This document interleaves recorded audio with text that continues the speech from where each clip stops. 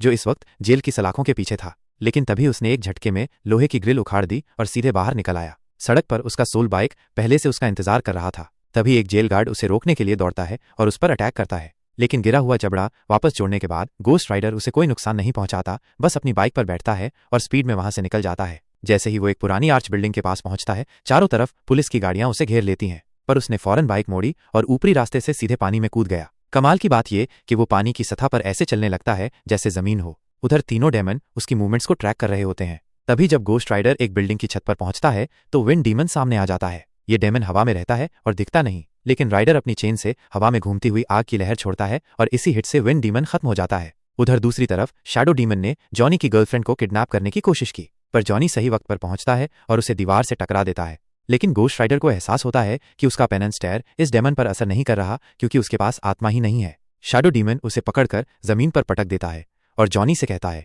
अगर अपनी गर्लफ्रेंड को वापस पाना है तो सोल कॉन्ट्रैक्ट लेकर रिवेंज टाउन आना पड़ेगा। जॉनी बाइक उठाता है और एक कब्रिस्तान पहुंचता है, जहां वो ग्रेव कीपर से कॉन्ट्रैक्ट के बारे में पूछता है। ग्रेव कीपर शांति से अपनी कुदाल उठाता है और जमीन के नीचे से कॉन्ट्रैक्ट निकालकर उसे दे देता है। फिर वो खुद कहता है कि वो जॉनी को 500 किलोमीटर दूर स्थित रिवेंज टाउन तक ले जाएगा। वो सीटी बजाता है और उसका खुद का घोड़ा सामने आ जाता है, क्योंकि ये ग्रेव कीपर कोई आम इंसान नहीं बल्कि पिछली जनरेशन का गोस्ट राइडर था।